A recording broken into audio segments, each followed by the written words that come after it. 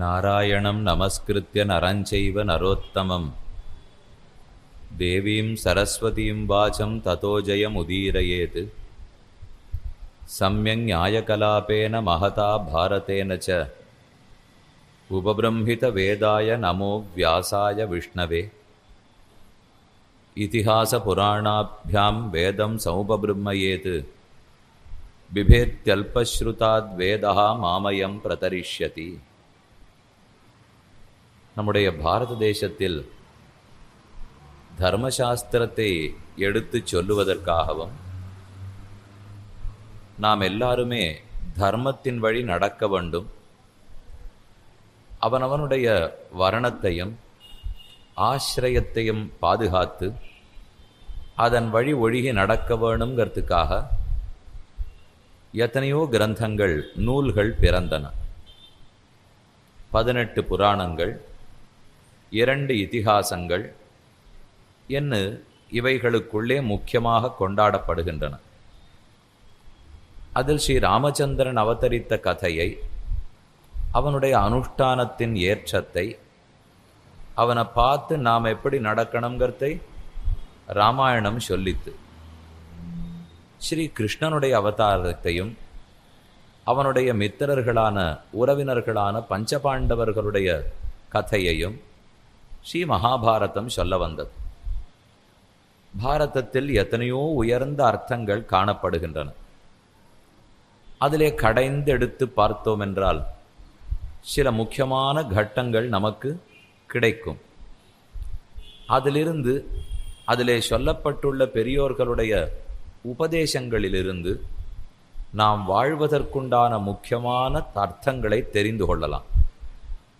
அப்படிப்பட்ட ஒன்றுதான் யக்ஷ பிரஷ்னம் என்கிற கட்டம். 18 பருவங்கள் அடங்கின ஸ்ரீ மகாபாரதத்திலே 3வது பருவம் வனபருவம். அதனுடைய கடைசியில் இருப்பது பல பல உபபருவங்கள். அதில் கடைசியில் இருப்பது ஆரணேய பருவம். இந்த பருவத்துக்கு இப்படி ஏன் பேர் வந்ததுங்கிறதை நாம் முதல் நாளே பார்த்தோம். பஞ்சபாண்டவர்கள் மொத்தம் 13 ஆண்டுகள் காட்டிலே கழிக்க வேணும். அதில் 12 வருஷங்கள் எல்லாரும் தெரியும்படி வாழலாம். கடைசி 1 வருஷம் அஜ்ஞாதவாசமாய் யாராலேயும் கண்டுபிடிக்க முடியாதபடி வாழ வேண்டும். இப்போ 12 வருஷங்கள் முடிய போகிறது. இதுக்கு மேலே தான் விராட்ட நகரத்திலே போய் தங்களை தாங்களே மறைத்து கொண்டு வாழப்போகிறார்கள். அந்த 12வது வருஷத்தின் கடைசியில் எல்லாரும் காட்டில் ஒரு நாள் இருக்கிறச்சே ஒரு பிராமணர் ஓடி வந்தார். நான் யஜ்ஞத்தை தொடங்கிறதுக்கு, நித்திய அக்னிஹோத்திரத்தை தொடங்கிறதுக்கு அரணிக்கட்டை வைத்திருந்தேன். அந்த கட்டையை தேய்த்துத்தான் அக்னி உண்டாக்க முடியும். அந்த கட்டையை நான் மரத்தில் மாட்டி வச்சிருந்தேன். ஒரு மான் புல் மேய்ந்து கொண்டு இருந்தது. அது தன்னுடைய கொம்பில் அரணுக்கட்டையை இழுத்து கொண்டு ஓடிவிட்டது. நீங்கள் தான் மானை பிடிச்சு என் அரணிக்கட்டையை மீட்டு கொடுத்து அதன் மூலம் நான் என் தர்மத்தை செய்யும்படி பண்ணி கொடுக்க வேணும் என்று பிரார்த்தித்தான். உடனே பஞ்சபாண்டவர்களும் மானை தேடிக்கொண்டு போனார்கள். மான் போக்கு காட்டிவிட்டு ஓடி மறைந்து விட்டது. ரொம்ப நாழி தேடிட்டதுனாலே ஆயாசம், உடலிலே பசி ஏற்பட்டது. வயிற்றில் பசி, தொண்டையில் தாகம். சரி, நாம் எங்கேயான தீர்த்தத்தை போய் எடுத்துன்னு வரலாம் என்று நினைத்து கொண்டு நகுலனை மேலே மரத்தில் ஏறி தர்மபுத்திரன் பார்க்க சொன்னான். நகுலனும் பார்த்தான். ஒரு இடத்துல ஜலம் இருக்குங்கிறது தெரிஞ்சது. சரி, உடனே நகுலா நீ போய் எடுத்துன்னு வா என்று தர்மபுத்திரர் அனுப்பி வைத்தார். நகுலன் அங்கு போய் தண்ணீர் குடிக்க போனான். நாமளும் தீர்த்தத்தை சாப்பிட்டுட்டு மற்ற பேருக்கு எடுத்துன்னு போவோம் என்று முயற்சி எடுத்தான். அஸ்திர சஸ்திரங்கள், அம்புகள் வைக்கிற பெட்டி, அந்த பெட்டியில் தீர்த்தத்தை எடுத்துன்னு போகலாம் என்று முயற்சி பண்ணினான். இவன் சாப்பிட்றதுக்காக கையை வைக்க போறச்சேவே ஒரு அசரீரி குரல் ஒலித்தது. சரீரமில்லாத ஆகாசவாணி, இந்த குளம் எனக்கு சொந்தம், இதிலே நீ தண்ணீர் முகர்ந்து கொள்ள வேண்டுமென்னால் நான் கேட்கிற கேள்விகளுக்கு பதில் சொன்னால்தான் நீ தண்ணீர் எடுத்து கொள்ளலாம் என்று கேட்டது. ஆனால் நகுலனுக்கு அந்த அளவுக்கெல்லாம் பொறுமை இல்லை, அவகாசமும் இல்லை, தாகத்தை அடக்கக்கூடிய சக்தியும் இருக்கவில்லை. இது என்ன கேட்கறது, நாம் என்ன சொல்றது என்ன உதாசீனமாக இருந்துட்டு தண்ணீரை குடிக்க போனான். மரணமடைந்து கீழே விழுந்தான். போனவன் வரலையேனுட்டு சகதேவனை அனுப்பித்தார்கள். அதே கதி. போனவன் வரலையேனுட்டு அர்ஜுனன் போனான். அதே கதி. போனவன் வரலையேனுட்டு பீமசேனன் போனான். அதே கதி. யாருமே வரலையேனுட்டு தர்மபுத்திரர் வந்தார். அப்போது இந்த அசரீரி வாக்கு ஒலித்தது. உன் தம்பிகளையெல்லாம் கொன்றதும் நான் தான் என்ன அசரீரி ஒத்துக்கொண்டது. தர்மபுத்திரன் உடனே சொன்னார், அப்படி பேசாதே, நீ யார் என்று காட்டிக்கொள்ளுன்னு கேட்டார். ஒரு வெள்ளை கொக்கு வடிவத்தில் உருவம் தென்பட்டது. நான் தான் உன் தம்பிகளை கொன்னேன் அப்படின்னு சொல்லித்து. இந்த கொக்கெல்லாம் என் தம்பியை கொன்னுட முடியாது, அவர்கள் சாமானியப்பட்டவர்கள் அல்லர்கள். நீ யார், உன்னுடைய உண்மையான உருவத்தை காட்டு என்று தர்மபுத்திரன் சொன்னான். உடனே ஒரு யக்ஷன் தர்மபுத்திரன் முன்னே தோன்றினான். யக்ஷன், நான் தான் உன்னுடைய தம்பிகளை கொன்றேன், இந்த குளம் எனக்கு சொந்தம், என்னிடத்துல அனுமதி பெற்றுக்கொண்டு தண்ணீர் குடின்னு சொன்னேன். ஆனால் உன் தம்பிகள் கேட்கவில்லை, ஆகையாலே பிராணநாசம் ஏற்பட்டது. இப்போதும் சொல்லுகிறேன், நீயாவது நான் கேட்கும் கேள்விகளுக்கு பதில் சொல். தர்மபுத்திரன் பார்த்தார். கேள், ஆமாயின் சொல்லுகிறேன், எனக்கு தெரிந்த பதிலை முயற்சி எடுத்து சொல்லுகிறேன் என்று தானும் தன் ஆச்சாரியனை வேண்டிக் கொண்டான். யக்ஷனும் கேள்வி கேட்கறதுக்கு ஆரம்பிக்கிறார். முதல் கேள்வியிலிருந்து மொத்தம் 124 கேள்விகள். கேள்விகள் ஒன்னொன்னுத்துக்கும் தான் அறிந்த வரையில் யுதிஷ்டிரன் பதில் தெரிவித்தான். எத்தனையோ விஷயத்தை பற்றின கேள்வி. பிராமணர்கள் எப்படி நடந்து கொள்ள வேண்டும், க்ஷத்திரியர்கள் எப்படி நடந்து கொள்ள வேண்டும், எது சிறந்தது கை கொள்ளத்தக்கது, எது விடத்தக்கது, யார் சோகத்தை ஜெயித்தவன், யார் நண்பர்கள் படைத்தவன், எது தர்மம் எது அதர்மம் என்று பல கேள்விகள். இது ஒன்னொன்றும் ஏதோ ஆத்மாவை பற்றின பிரශ්னம் மட்டுமல்ல, ஒன்னொன்னும் நம் வாழ்க்கைக்கு இன்றியமையாததான கேள்விகள். யக்ஷன் ஒரு கேள்வியாக கேட்கிறார், தர்மபுத்திரன் ஒரு பதிலாக சொல்லிட்டு வரார். அந்த சமாதானத்திலிருந்து நாம் பல கருத்துக்களை எடுத்துக்கொள்ளலாம். அதன்படி நம் வாழ்க்கையை அமைச்சக்க பார்த்தோம்னால் மிச்ச பேரிடத்துல எப்படி நடந்துக்கணும் அப்படிங்கிறது தெரிஞ்சுனுட்டா கூட இல்லறமும் இனிக்கும், சமுதாயமும் மேம்பட்டு போகும், நாடும் வாழ்ந்து போகும், ஆஸ்திக்யம் வளரும். இப்படித்தான் பல கேள்விகளுக்கு பல பதில்களையும் கொடுத்தான். நேற்றுக்கு நாம் கடைசியில் 100-102வது கேள்வி வரைக்கும் பார்த்துருக்கோம். இனி அது தொடங்கி 124வது கேள்வி வரைக்கும் அதனுடைய பதில் வரைக்கும் பார்ப்போம். அப்புறம் யக்ஷன் தர்மபுத்திரனிடத்தில் ஆனந்தப்பட்டு என்ன செய்தான்கிறதையும் கடைசியாக பார்க்கலாம். நாம் கீழே 101வது கேள்வி பார்த்தது, ஸ்நானஞ்ச கிம் பரம் புரோக்தம், எது மிகச்சிறந்த ஸ்நானம், குளித்தலில் சிறந்தது எது என்று கேட்டு, ஸ்நானம் மனோமலத்தியாக, தண்ணீரை தலையிலே முகர்ந்து ஊற்றி கொண்டு குளிப்பதல்ல, மனோமலத்தியாக, மனசிலே இருக்கக்கூடிய அழுக்கை விட்டு விடுது. மனசில் எது அழுக்கு, அகங்காரம், மமகாரம், காமம், குரோதம், லோபம், மோகம், மதம், மாத்சரியம், இதெல்லாம் நம் மனத்திலே இருக்கக்கூடிய அழுக்கு. இந்த அழுக்கை விட்டு விடுவது தான் மிகச்சிறந்த ஸ்நானம். ஸ்ரீ பராசர பட்டர்னு ஒரு ஆச்சாரியன் இருந்தார். அவர் கூரத்தாழ்வானுடைய திருக்குமாரர். ஸ்ரீ பராசர பட்டாரியா ஸ்ரீரங்கேஷ புரோஹிதா ஸ்ரீவத்சாங்க சுத ஸ்ரீமான் ஸ்ரேயசே மேஸ்து பூயசே என்று சொல்லுவார்கள். இந்த பட்டர் ஸ்ரீரங்கத்தில் இருக்க முடியாமல் கொஞ்ச நாட்கள் திருக்கோட்டியூரில் போய் வாழ்ந்துட்டு இருந்தார். அப்போ அவருக்கு 2 சிஷ்யர்கள் இருந்தார்கள். ஒருத்தருக்கு தெற்காழ்வான்னு பேர், இன்னொருத்தருக்கு கோளரி ஆழ்வான்னு பேர். இந்த 2 பேரிலே ஒருத்தருக்கு நல்ல ஆச்சார அனுஷ்டானம் உண்டு, இன்னொருத்தருக்கு அவ்வளவு தூரம் அனுஷ்டானம் கிடையாது. அன்னைக்கு அயன புண்ணிய காலம், 6 மாதத்துக்கு ஒரு தடவை தட்சிணாயனம் உத்தராயணம்ங்கிற புண்ணிய காலம் வர சொல்லி, அன்னைக்கு அதை போல ஒரு புண்ணிய திதி புண்ணிய தினம். அன்னைக்காவது சீக்கிரம் தீர்த்தமாடிட்டு தர்ப்பணம் முதலான காரியங்களை பண்ணியிருக்கலாம். ஆனால் இவர் ஒருத்தர் அனுஷ்டானம் இல்லைன்னு பார்த்தோமே, அவர் நம்ம ஆட்டம் 10 மணி ஆனாலும் குளிக்காமலே உட்காண்டிருந்தார். மணியான ஆயின்றிருக்கு. அடுத்தவர் நல்ல ஆச்சாரசீலர். அவர் இவரை பிடிச்சி கேட்க ஆரம்பித்தார், இன்னைக்காவது ஒரு நல்ல நாள், நல்ல காரியத்தை பண்ணப்படாதோ, ஏன் இப்படி தீர்த்தமாடாமல் இருக்கிறீர் என்று இவர் அவரிடத்தில் கேட்டார். அவர் ரொம்ப ஆச்சரியமாக சொன்னார், நான் இப்போ குளித்தேன் என்றால் என் உடம்பழுக்கு போகும், ஆனால் ஆத்மாவில் இருக்கிற அழுக்கு போக போகிறதில்லை. என் ஆத்மாவில் இருக்கும் அழுக்கு போக வேண்டுமென்னால் ஆத்ம சாட்சா்காரத்துக்கான முயற்சியும், உள்ளுக்குள்ள பெருமாள் சேவை சாதிக்கிறாரே திருக்கோட்டியூரில் நரகநாசனான மாதவப் பெருமான் சேவை சாதிக்கிறான். அந்த எம்பெருமான் கையிலே பிடித்திருக்கிற திருவாழி சுதர்சனார சக்கரம். அந்த சக்கரம்தான் என்னுடைய பாபங்கள் அத்தனையும் தொலைக்க வேண்டும். குளத்துல தீர்த்தமாடுறதுனால அந்த அழுக்கெல்லாம் போகிறது இல்லையே. என்னவர் பதில் சொன்னார்? இவா 2 பேரும் பேசிட்டு இருக்கிறதே தூணுக்கு மறைவிலேருந்து பட்டர் கேட்டிருந்தார். ரொம்ப ஆனந்தப்பட்டார். நல்ல வேளை இந்த பிள்ளைக்கு அனுஷ்டானம் இல்லே நினைச்சிருந்தோம். பாவசுத்தி இருக்கே, ஞான பாகம் நன்னா இருக்கு, தானே இவனை திருத்தி கொண்டு வந்து விடலாம் என்று பட்டர் நினைத்தார். அப்போ அந்த பிள்ளை சொல்லி காட்டியது எது?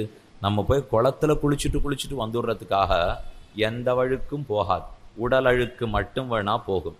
ஆனால் மனசிலே இருக்கக்கூடிய அழுக்கை கழித்தால்தான் அது மிகச்சிறந்த ஸ்நானம். இந்த கேள்வி பதிலோ அல்லது இந்த தெற்காழ்வான் கோளரியாழ்வான் பேசின்றதோ எதுக்கு நீங்கள் பிரமாணமாக வச்சுக்கூடாது தெரியுமோ? சில பேர் இதை கேட்டுட்டு குளிக்கவே வேண்டாம் போல் இருக்கு அப்படிங்கிற முடிவுக்கு வந்துடுவார்கள். என்ன அவன் சொன்னானோ இல்லையோ, இங்கே குளிச்சதுனால உடம்பழுக்கு தான் போகிறது, ஆத்மாவில் இருக்கிற அழுக்கு போகிறது இல்லைன்னு. அதனால தான் சுவாமி நாங்களும் தீர்த்தமாடுறதே இல்லை என்று சொல்ல பார்ப்போம். சாதாரணமாகவே வைஷ்ணவாளிடத்திலே ஒரு வழக்கம் உண்டு. ரொம்ப தூரம் அவள் தீர்த்தமாடுறதில் ஆசை காட்ட மாட்டார்கள். அலங்காரம் மட்டும் நன்னா பண்ணு வந்துருவா. இது இவர்கள் மட்டுமல்ல, அலங்கார பிரியோ விஷ்ணு, அபிஷேக பிரிய சிவா. அலங்காரத்தில் தான் விஷ்ணுவுக்கு ஆசை, அபிஷேகம் பண்ணிட்டே இருக்கிறதுல தான் சிவனுக்கு ஆசை. அதனால தான் அவருக்கு சந்தேகம், நமக்கு இருக்கிற அர்ச்சக சுவாமி ஒழுங்காக அபிஷேகம் பண்ணுவரோ மாட்டாரோ, தலையிலேயே கங்கையை வச்சுன்னு விட்டார். இவர் பண்ணாலும் பண்ணாட்டாலும் அது கொட்டிகிட்டே இருக்கும் இல்லையோ. அதனால் அபிஷேக பிரிய சிவா, அலங்கார பிரியோ விஷ்ணு. நம்ம தீர்த்தமாடுறதுக்கு நாழி இல்லாட்டா கூட நெத்தி அப்பவும் பளிச்சுன்னு இருக்கணும், வேஷ்டி அப்பவும் பளிச்சுன்னு இருக்கணும். இது 2 இருந்துடுத்துனா வைஷ்ணவாளை பொறுத்த வரைக்கும் ரொம்ப ஆச்சாரம்னு அர்த்தம். இதுக்கு மேலே தீர்த்தமாடுறதை பற்றி அவர்கள் கவலையே படமாட்டார்கள். ஏன்னு கேட்டால் என்ன தெரியுமா பதில் சொல்லுவா? தலைவன் எவ்வழி தொண்டன் அவ்வழி. தலைவன் எப்படியோ தொண்டர்கள் அப்படித்தான் இருப்பார்கள். தலைவனோ கண்ணன். கண்ணனுக்கு ஒரு நாளும் தீர்த்தமாட பிடிக்காது. கோகுலத்து பெண்டிர்கள் கோபர்களோ ஆயர்களும் ஆய்ச்சிகளும் தீர்த்தமாடுறதுக்கு பிடிக்காதாம். இடக்கை வழக்கை தெரியாது. என்னென்னைக்கு குளிப்பர்கள்னா, கார்த்திகைக்கு கார்த்திகை நாள் உடம்பிருக்க தலை குளிப்பர்கள், தலையிருக்க உடம்பு குளிப்பர்கள். கார்த்திகை மாதத்துக்கு கார்த்திகை மாதம் கிருத்திகா நட்சத்திரத்தை தேடி பிடிச்சு தலையை விட்டுட்டு உடம்பு மட்டும் குளிப்பாளாம். இல்லை உடம்பை விட்டுட்டு தலையை மட்டும் குளிப்பர்களாம். இதெல்லாம் மற்ற பேர். சரி, தொண்டர்கள் இப்படி குளிக்கிறாளே, கண்ணன் எப்போது குளிப்பன் என்று கேண்டு சமாதானம் சொன்னார். அந்த ஒரு நாளும் குளிப்பதில்லை. இவர்களான மற்ற பேர் மற்ற நாட்களானும் குளிக்கிறார். ஆனாயர் தலைவனான எம்பெருமான் அன்றும் இல்லை. இதற்காகவே தான் பெரியாழ்வார் ஒரு பாசுரத்தில் பாடினாரே. 10 பாசுரங்கள் எல்லாரும் அறிந்தது தான். வெண்ணெய் அளைந்த குணுங்கும் விளையாடு புழுதியுங்கொண்டு தென்னனை இவ்விரா உன்னை தேய்த்து கிடக்க நானொட்டேன்.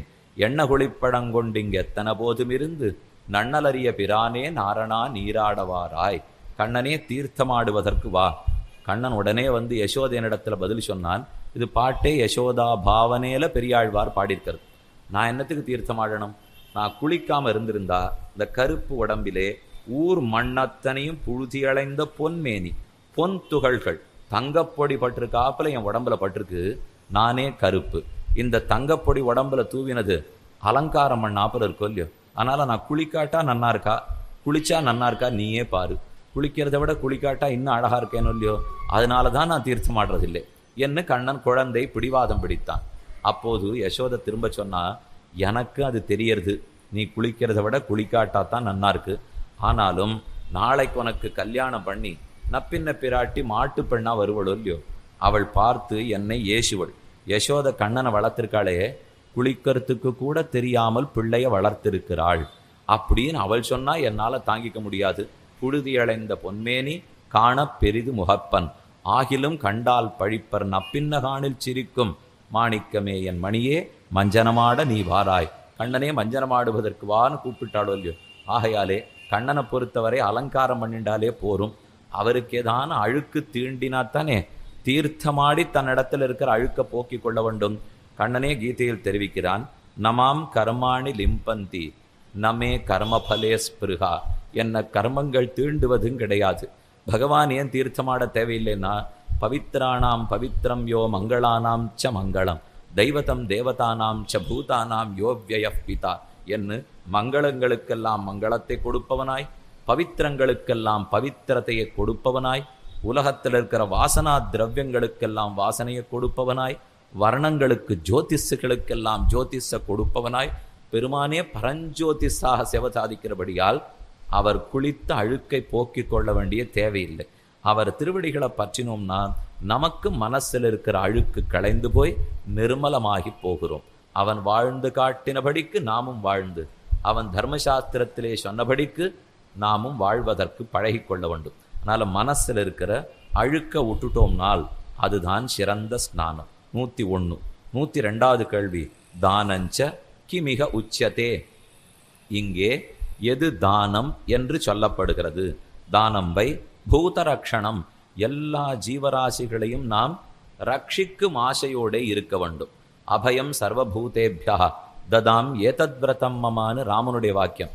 விபீஷணன் சரணம்னு வந்து நின்னார், சுக்ரீவன் ஆக்ஷேபித்தான், ராமன் அங்கீகாரம் பண்ண வேணும்னு சொன்னான். அப்போ சொன்ன ஸ்லோகம் 3 ஸ்லோகம். இந்த இடத்துல பெரியவாச்சான் பிள்ளைங்கிற ஆச்சாரியன் எழுதி வைத்தார், ராமன் 2வது வார்த்தை பேசி அறியான், ஆனால் 2வது வார்த்தை தெரியாதவன் 3 வார்த்தை பேசினான். 3 ஸ்லோகங்கள். பிசாச்சான் தானவான் யக்ஷான் பிருத்திவ்யாஞ்சைவ ராட்சசான் அங்குள்யக்ரேண தான் ஹன்யாம் இச்சன்னு ஹரிகணேஸ்வர மித்ரபாவேன சம்பிராப்தம் நத்யஜேயங் கதஞ்சன தோஷோ யத்யபி தஸ்ய ஸ்யாத் சதாமேதத் அகர்ஹிதம் சக்ருதேவ பிரபன்னாய தவாஸ்மீதி ச யாச்சதே அபயம் சர்வபூதேபியா ததாம் ஏதத்விரதம் மம. எல்லா ஜீவராசிகளிடத்திலிருந்தும் நான் என் சரணாகதனை ரட்சித்து கொடுக்கிறேன். சர்வபூதேபியா, எல்லா ஜீவராசிகளிடத்தும், பூசத்தாயாம்னு தாத்து, எல்லாரிடத்திலிருந்தும் என் சரணாகதனை ரட்சிக்கிறேன். இந்த ஆசை நம்ம எல்லாரிடத்துலையுமே இருக்கணும். ராவணனை கூட கொல்லணுங்கிற எண்ணம் ராமனுக்கு கிடையாது. மரணாந்தானி வைராணி நிர்விருத்தம் நப்பிரயோஜனம்னு ராமனுடைய ஆச்சரியமான திருவாக்கு. யுத்தம் முடிஞ்சு போச்சு, ராவணன் மாண்டு கீழே விழுந்திருக்கிறான். ராமன் அப்ப விபீஷணனை பார்த்து சொல்றான், அந்திம கிரியைகளை செய், இவனுடைய ஈமச்சடங்குகளை முடிச்சுரு என்று ராமன் ஆணையிட்டான். விபீஷணன் மறுத்துட்டார். இந்த பிராட்டியை பிரித்த பாப்பியை நான் தொடமாட்டேன், தொட்டுட்டா அந்த பாப்பம் என்னை தீண்டும், நான் பண்ண மாட்டேன்னா. ராமன் சொன்ன பதில் தான் ஆச்சரியம். நீ பண்றியா விபீஷணா, இல்லை நான் பண்ணிவிட்டுமா? வரிசையா என்னுடைய 14 வருஷம் காட்டு வாழ்க்கையில் நான் பண்ணிட்டு வந்திருக்கிறதே இதுதான். அநாத பிரேத சம்ஸ்காரம். என் பெற்ற தந்தைக்கு மட்டும் பண்ணும் பாக்கியத்தை இழந்தேன். ஆனால் எத்தனை பேருக்கு நான் சம்ஸ்காரம் பண்ணி வந்திருக்கேன் தெரியுமோ? ஒரு விராதனை அனுப்பி வைத்தான், கபந்தனை அனுப்பி வைத்தான், சபரியை அனுப்பி வைத்தான், ஜட்டாயுவை அனுப்பி வைத்தான். இனி மிச்சமில்லாமல் பக்ஷி குரங்கு சராச்சரங்கிற பாகுபாடு இல்லாமல் செய்தான். அதனால் எனக்கு இது பண்ணுறதுல ஒன்றும் கஷ்டமே இல்லை விபீஷணா, நீ பண்ணுறதானா பண்ணு, இல்லைன்னா நான் பண்ணிட்டு போகிறேன். மரணம் ஏற்படும் தருவாய் வரையில் தான் துவேஷத்தை காட்ட வேண்டும். மரணம் ஏற்பட்டுடுத்துன்னா எப்போதும் துவேஷத்தை காட்டக்கூடாது என்று ராமன் சொன்னார். இந்த ஸ்லோகத்தை பார்க்குறச்சே தெரியாதவா எப்படி அர்த்தம் சொல்லிடுவார்னா, ராவணனுக்கு மரணமாகிற வரைக்கும் ராமன் துவேஷிச்சுட்டு இருந்தார், இப்போ ராவணன் மரணம் அடைந்துட்டான், இனிமே ராமன் துவேஷிக்க மாட்டார் அப்படின்னு சொல்கிறதா தோணும். அப்படின்னா எது சிறந்த தானம்? பூதரக்ஷணம்ங்கிறதுக்கு அர்த்தமே இருக்காது இல்லையோ? உயிரோடு இருக்கிறச்சேவன் ராமன் நல்லவனாக தான் நினச்சிட்டு இருந்திருக்கணும். பகைமை பாராட்டி இருக்கக்கூடாது. ராமன் பாராட்டினது இல்லை. இப்போ என்ன சொல்ல வரான் ராமன்னா, ராவணனுடைய உடம்புல உயிர் இருந்த வரைக்கும் என்ன பகைவனாக நினச்சிருந்தான், இப்போ மரணம் ஏற்பட்டு போச்சு, இனிமே அவனால் என்னை பகைவனாக நினைக்க முடியாது. விபீஷணா, நான் என்னைக்கு அவனை பகைவனாக நினைச்சதில்லை, நண்பனாகத்தான் நினைத்தேன். ஆனால் என்ன பண்ணுறது, தௌர்பாகியவசத்தாலே அவன் என்ன விரோதியாக நினைத்தான். நான் எத்தனை தடவை அவனுக்கு நல்லது பண்ணணும்னு முயற்சி எடுத்தாலும் அத்தனை தடவையும் என்னை தடுத்து விட்டான். ஹனுமானை அனுப்பித்தேன், சீதையை வைத்தே உபதேசம் பண்ணினேன், அங்கதனை அனுப்பித்தேன், விபீஷணனை அனுப்பித்து பேசினேன். யாரை அனுப்பிச்சு பேசினாலும் ஒத்துக்கலையோ இல்லையோ? ஆகையாலே இவர் தான் என்னை பகைவனாக நினச்சிருந்தார். நாமும் பெருமானை பகைவனாக நினைக்கிறோம். நம் உடம்புல உயிர் ஓடின்னு இருக்கிற வரைக்கும் அவர் நல்லது பண்ண வரச்சே நீ யார் எனக்கு நல்லது பண்ணுறதுன்னு தடுத்துடுறோம் இல்லையோ? அவர் எப்போது நமக்கு நன்மை செய்வர். அதை ஏற்றுக்கொள்ளுகிற மனப்பக்குவம் மட்டுமே இருந்தால் போதும். அவன் நினைவு நம்ம தலையில் விழுந்து கருணை வெள்ளத்தில் நாம் நனைய வேண்டும் என்றால் அதை நாம் தடுக்காமல் இருந்து அத்வேஷத்தை காட்டினாலே போதும். அதைத்தான் மரணாந்தானி வைராணி நிர்விருத்தம் ந பிரயோஜனம். மரணம் ஏற்படும் வரையில் துவேஷிக்கலாம்னா அதுவும் அவனது. ராமன் எப்போதும் எந்த பூதங்களையும் ரட்சித்தத்தான் பாடுபடுவன். இது எங்கே பார்த்தா தெரிஞ்சுக்கலாம்னா, யுத்தம் முடிஞ்சு போச்சு, பிரம்மாதி தேவர்கள் ஆகாசத்திலே வந்து தசரதனை முன்னிட்டு கொண்டு ராமனை ஸ்தோத்திரம் பண்ணுகிறார்கள். பவான் நாராயணோ தேவா, நீதான் நாராயணன்னு சொன்னார்கள். ராமன் மறுக்கிறார். ஆத்மானம் மானுஷம் மன்னே ராமம் தசரதாத்மஜம், என்னை தசரதன் பிள்ளையான ராமனன்னே நினைத்துக் கொள்வீர் என்று ராமன் பிரார்த்திக்கிறார். அப்போது பிரம்மா நீ வேண்டிய வரங்களை கொடுன்னு கேட்க ராமன் பிரார்த்திக்கிறார். தசரதனிடத்திலையும் கேட்கிறார், பிரம்மாவிடத்திலையும் கேட்கிறார். தசரதா, என்னுடைய தம்பி பரதனை பிள்ளை இல்லேன்னு விட்டீராம், தாய் கைகேயை மனைவி அல்லல்னு துறந்தீராம், அந்த ரெண்டையும் மாற்றிக்கொள்ள வேண்டும், இது எனக்கு முதல் வரம் கொடு. ஆச்சரியப்பட்டான் தசரதன். உனக்கு இத்தனைவர்கள் கெடுதல் நினைத்திருந்தும் நீ நன்மை நினைத்தாயே ராமா, தன்யனானே. உன்னை பெற்றதற்காக இன்னும் 7 ஜென்மம் எடுத்தாலும் உன்னையே மகனாக பெற வேண்டும். பெருமாள் திருமொழியில் குலசேகராழ்வார் ஒரு பாசுரத்தில் சாதித்தார். 300 நாள் மழுவாங்கி சிலவாங்கி அவந்தவத்த முத்தும் செத்தாய், உன்னையும் உன் அருமையும் உன் மோயின் வருத்தமும் ஒன்னாக கொள்ளாது, என்னையும் என் மெய்யுரையும் ஒன்னாக கொண்டு வனம்புக்கையந்தாய், நின்னையே மகனாகப் பெறப்பெறுவேன், 7 பிறப்பும் நெடுந்தோள் வேந்தே. என் வார்த்தையை பார்த்தாயே தவிர நீ செல்ல பிள்ளைன்னு பார்த்தாயா? உன் தாய் எவ்வளவு வருத்தப்படுவள்னு பார்த்தாயா? ராஜ்யம் எத்தனை துக்கப்படும்னு பார்த்தாயா? இனி 7 ஜென்மம் எடுத்தாலும் நீ தான் என் பிள்ளை, நான் தான் உன் தகப்பனாக இருக்க வேண்டும். அதே ஆனந்தத்தை தசரதன் இப்போதும் பெற்றார். சரி, கையை மன்னித்தோம், நம்முடைய பரதனையும் பிள்ளை என்று ஏற்றுக்கொண்டோம். அடுத்த வாரம் ராமன் பிரம்மாவிடத்திலே கேட்கிறார், எனக்காக பல குரங்குகள் பிராணத்தியாகம் பண்ணியிருக்கு, அத்தனை குரங்குக்கும் திரும்ப உயிர் மீட்டு கொடுன்னு கேட்டார். அதுக்கு என்ன கொடுத்துட்டா போச்சு, இது ரொம்ப சாதாரண விஷயம். மோட்சம் கொடுக்கறதுன்னா தான் கஷ்டம், உயிர் கொடுக்கறதெல்லாம் ஒரு கஷ்டமான காரியமே அல்ல. அதனால பிரம்மா உடனே உயிரை கொடுத்தார். எல்லா குரங்குகளும் உயிர்த்தி எழுந்தன. அவசரமா ராமன் விபீஷணனை நோக்கி திரும்பினான். விபீஷணா, உடனே போய் ராட்சச சரீரத்தை எல்லாம் கொண்டு வா, அவர்களுக்கு நான் உயிரை திரும்ப வாங்கி கொடுத்துட்றேன். குரங்குகள் அத்தனை உயிர் விட்டிருக்கிறச்சே சரீரத்தை ஜாகிரதையாக பாதுகாத்து வைத்திருந்தார்கள். சரீரம் இருந்ததுனால இப்ப பிராணனை கொடுக்க முடிஞ்சது. ஆனால் ராட்சசர்களுடைய சரீரத்தை உயிர் போன உடனே ராவணன் தூக்கி கடல்ல போடுன்னு சொல்லி வச்சிருந்தான். ஏன்னா அவனுடைய அபிப்பிராயம், சரீரம் மலை போல குவிஞ்சிட்டு போச்சுன்னா மிச்சம் இருக்கிற வீரர்கள் நம்ம கட்சியிலேருந்து இத்தனை பேர் போயிட்டான்னு நினைத்து அதனால மனசு துர்பலமா போட போறதோன்னு அவனுக்கு பயம். அதனால எல்லாத்தையும் கடல்ல போட்டுன்னு விட்டான். விபீஷணன் வந்து சரீரமே இல்லையே ராமா, சரீரம் இருந்தால் தானே உயிரை மீட்டு கொடுக்க. ராமன் ரொம்ப வருத்தப்பட்டார். ஏதோ சோற்று கடனை தீக்கிறதுக்காக ராட்சசர்கள் உயிர் விட்டார்கள், இப்ப முடிஞ்சிருந்தா அவர்களுக்கும் உயிரை மீட்டு கொடுத்திருப்பேன்னு. இது பூதரக்ஷணத்துக்கு சாட்சி. ஆக யாராக இருப்பிலும் ஒருத்தனுக்கு நன்மையே நினைக்க வேண்டும், ஜீவராசிகள் எல்லாரும் வாழ வேண்டும்ங்கிற எண்ணத்தோட இருக்க வேண்டும். இதுதான் மிகச்சிறந்த தானம். 103வது கேள்வி. கஹா பண்டித புமான் ஞேயா, ஒருத்தனை பண்டிதன் என்று எப்போது கொண்டாடுகிறோம்? அவன் எப்போது பண்டிதன்னு சொல்லப்படுகிறான்? தர்மஜ்ஞா பண்டிதோ ஞேயா, தர்மமறிந்தவன் பண்டிதன்னு கொண்டாடப்படுகிறான். தர்மஜ்ஞ சமய பிரமாணம்னு சொல்லுவார்கள். தர்மம் தெரிந்திருந்தால் பண்டிதன். பண்டாங்கிறது ஞானம். பண்டிதா ஞானமுடையவன், புத்தி படைத்தவன். தர்மத்தை அவன் அறிந்து வைத்திருக்கிறானோ அவன்தான் ஞானம் படைத்தவன், புத்தி படைத்தவன். இந்த சாஸ்திரக்காரர்களே சொல்லுவார்கள். இதிகாச சிரேஷ்டமான ஸ்ரீராமாயணம், அதில் லக்ஷ்மணனை பற்றின ஒரு வாக்கியம் வரும். பஞ்சவடிக்கு போய் சேர்ந்தார்கள். இந்த இடத்துல பர்ணசாலை கட்டிடுன்னு ராமன் லக்ஷ்மணனை ஏவினான். லக்ஷ்மணனும் பர்ணசாலை கட்டி முடிச்சு விட்டார். ராமன் ஒரு தரம் பர்ணசாலையை சுற்றி பார்க்குறார். ரொம்ப ஆச்சரியமாக கட்டியிருந்தான் லக்ஷ்மணன். பாவஜ்ஞேன கிருதஜ்ஞேன தர்மஜ்ஞேனச்ச லக்ஷ்மண துவயா புத்திரேண தர்மாத்மான் அசம்பிருத்த பிதாமம என்ன ஸ்லோகம். பாவமறிந்து கட்டியிருக்கிறாய், கிருத்தஜதையோடே கட்டியிருக்கிறாய், தர்மமறிந்து கட்டியிருக்கிறாய். பாவமறிந்து கட்டுதல் ராமன் எப்பப்படி கட்டணம்னு நினைச்சுட்டு இருந்திருப்பனோ அதன்படி லக்ஷ்மணன் கட்டி வைத்தான். பாவஜ்ஞேன கிருத்தஜ்ஞேன நம்முடைய தமையனாருக்கு நல்லது பண்ணணுங்கிற நன்றி உணர்வோடே கட்டினான். தர்மஜ்ஞேன பூர்வாச்சாரியர்கள் சொன்னபடிக்கு பெரியவனான பகவானுக்கு என்னென்ன தர்மப்படி நம்ம கைங்கரியம் பண்ணணுமோ தர்மத்தை அறிந்து கைங்கரியம் பண்ணினான். தர்மம் அறிந்தவனாய், செய் நன்றியோடே கூடியவனாய், பாவத்தோடே கூடியவனாக லக்ஷ்மணன் கைங்கரியம் பண்ணினான். ஆக கைங்கரியம் பண்ணும் போதும் தர்மத்தை அறிந்து செய்ய வேண்டும். கைங்கரியத்தை கொள்ளும் போதும் பெருமானும் தர்மத்தை அறிந்துதான் கொள்ளுகிறான். ஆக தர்மஜ்ஞ சமய பிரமாணம் என்னும் தர்மத்தை அறிந்தவனாகவும் ராமன் இருக்கிறான். 16 கேள்விகள் வால்மீகி கேட்டார், நேத்தே பார்த்தோம். அதில் ஆரம்பிக்கச்சே கோன்வஸ்மின் சாம்பிரதம் லோகே குணவான் கஷ்ட வீரியவான் தர்மஜ்ஞ தர்மம் அறிந்தவன் ஆர்னு கேட்டார். ராமனே தர்மம் அறிந்தவன் பதில்.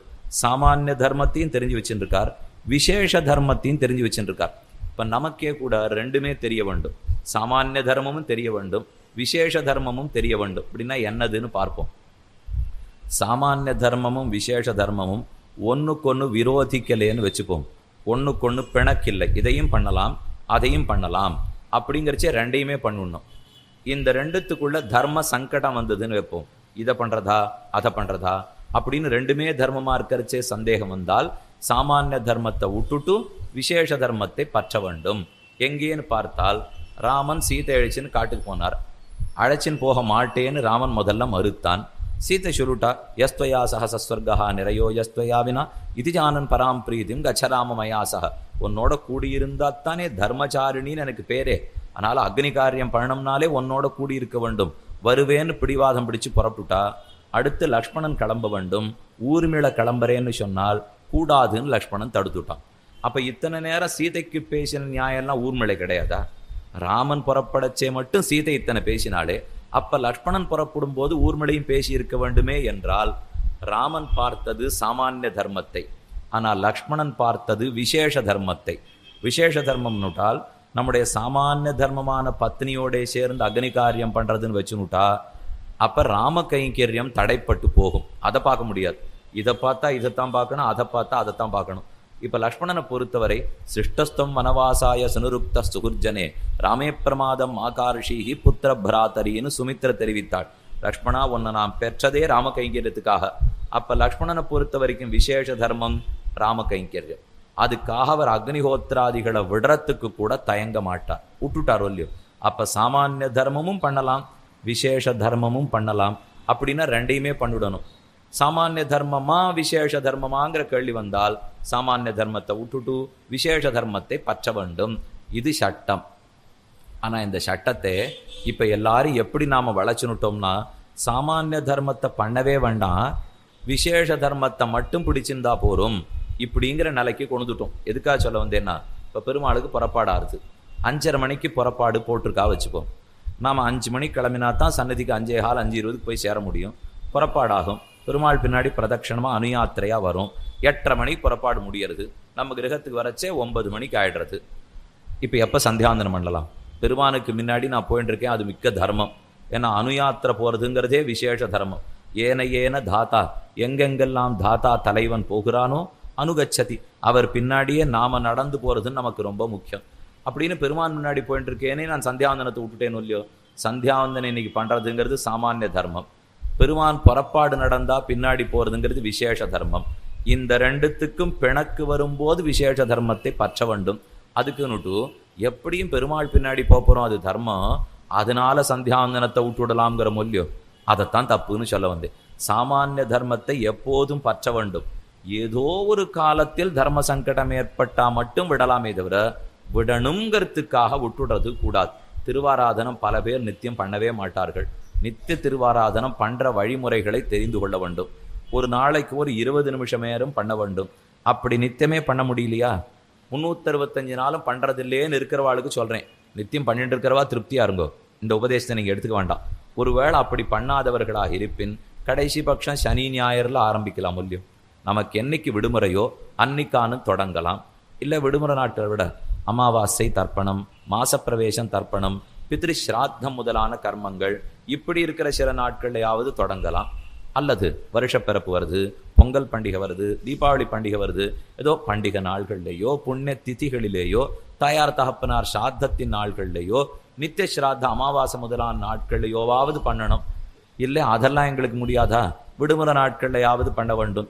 ஏதாவது வாரத்துக்கு 2 நாள், வாரத்துக்கு 1 நாள்னு தொடங்கினா கூட பண்ணும் ஆனந்தமும் பண்ணும் இனிமையும் நம்ம மேல மேல பண்ண தூண்டும். தொடக்கம் வேணும். அதுலேயும் ஸ்ராத்த காலத்திலேயோ புண்ணிய திதிகளையோ சுப தினங்களிலேயோ அவசியம் திருவாராதனம் பண்ணணும். வீட்டில் கல்யாணம் வச்சிருப்பார்கள், முக்கியமான தினம் ஒல்லி.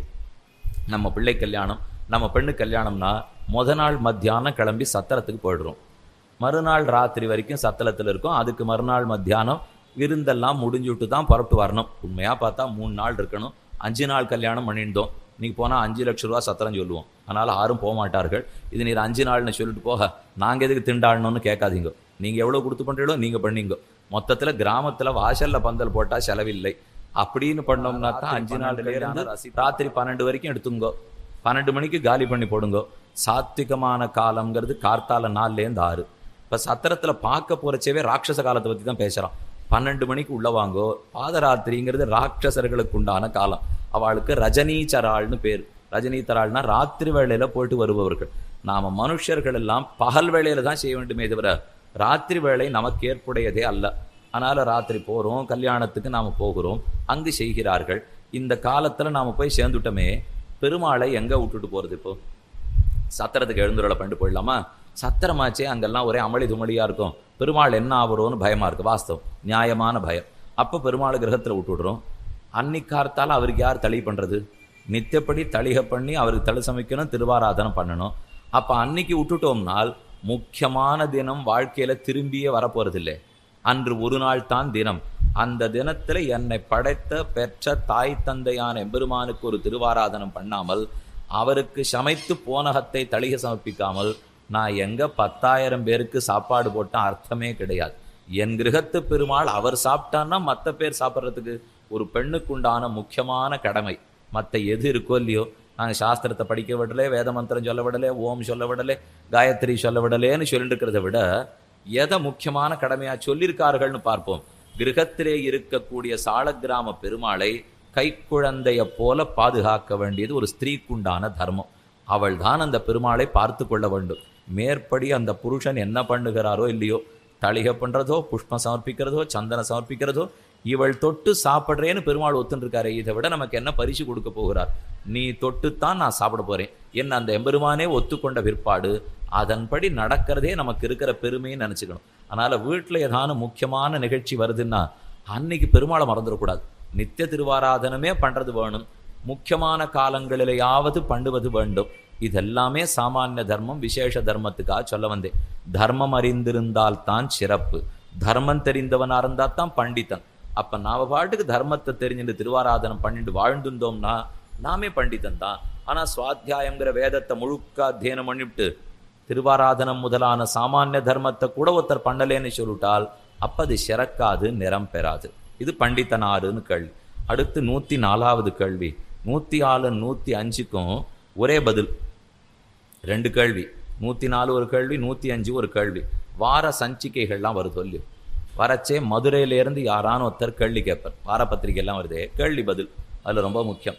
அதில் மதுரையிலேருந்து ஒருத்தர் கேள்வி கேட்பார், கோவையிலேருந்து ஒருத்தர் கேள்வி கேட்பார். 2 வெவ்வேறு கேள்வியாக இருக்கும். ஆனால் அந்த 2 கேள்விக்கும் ஒரே பதில் சொல்கிற ஆப்பிள் இருக்கும். அதனால் உடனே அந்த கேள்விக்கு பதில் சொல்கிறவர் 2 கேள்வியும் சேர்த்து போடுவார். சேர்த்து போட்டு ஒரே பதில் சொல்லிவிட்டு இந்த கேள்விக்கு பதில் வேண்டுபவர் அந்த கேள்வியை பார்த்து கொள்க அப்படின்னு கூட போட்டுவிடுவோம். இந்த குறிப்பு எழுதுகிற ஆப்பிள் இப்போ யக்ஷன் ஒரு வேலை பண்ணிட்டான். அவன் 104, 105 2 கேள்வி கேட்டால் தர்மபுத்திரன் ஒரே பதில் வச்சுட்டார். ஏன்னா 2 சம்பந்தப்பட்ட கேள்வி. நாஸ்திக கஷ்ட உச்சதே, நாஸ்திகன் என்று யார் சொல்லப்படுகிறான்? கஹா யார்? நாஸ்திகா உச்சதே, நாஸ்திகன்னு சொல்லப்படுகிறான். கஹா மூர்க்கா, யார் மூர்க்கன்? 2 கேள்வி, 2 ரொம்ப தொடர்புடையது இல்லையோ. அதனால தான் தர்மபுத்திரன் சட்டுன்னு 2 சேர்த்துட்டான். நாஸ்திகனாருன்னு கேட்டால், யார் மூர்க்கன்னு கேட்டால், 2 கேள்விக்கு இப்போ இவர் பதில் சொல்கிறார். கேட்ட கேள்வியே பதில்னு விட்டார். ஒரு தடவையாவது ஆனைக்கு ஒரு காலம்னா பூனைக்கு ஒரு காலம் வரணும் இல்லையோ. நீரே எல்லா கேள்வியும் கேட்டீர்னா நான் ஒரு தரமான கேள்வி கேட்கணும். நீர் சொன்ன கேள்வியே தான் உங்கள் கேள்விக்கு பதில் பட்டு வரும் அப்படின்னு தர்மபுத்திரன் பதில் சொல்லுகிறான். யார் நாஸ்திகன் யார் மூர்க்கன்னு கேட்டால் நாஸ்திகனே மூர்க்கம், மூர்க்கனே நாஸ்திகன் என்ன இங்கே சொல்லுகிறான். கஷ்ட நாஸ்திகா கஹா மூர்க்கா, நாஸ்திகா மூர்க்க உச்சியதே, நாஸ்திகனைத்தான் மூர்க்கன்னு சொல்லுகிறோம். ஏன்னு பார்ப்போம். மூர்க்கன்னா என்ன பண்ணுகிறான்? தான் பிடித்த முயலுக்கு 3 கால்னு சொல்லி தர்க்க நியாயம் இதிகாசம் புராணம் சாஸ்திரம் இது இத்தனை ஒத்துக்கொள்ளாமல் தன்னெஞ்சில் தோத்தினதே சொல்லி இது சுத்த உபதேசவர வார்த்ததென்பர் மூர்க்கராவார். ஆனால் அவர்கள் உபதேசரத்னமானில் தெரிவித்தார். முன்னாடி சொன்னவங்கிட்ட கேட்டுக்க மாட்டான். அது அத்தனையும் தப்புன்னு சொல்லிடுவன். தானா ஆராய்ச்சி பண்ணி தெரிஞ்சுட்டேன்னு பேசுவன். இது இத்தனையுமே முன்னோர்கள் எழுதி வச்சது தான் திசை திருப்பி விட்டுடுவன். இதெல்லாம் யார் பண்ணுகிறானோ அவன் தான் மூர்க்கன்.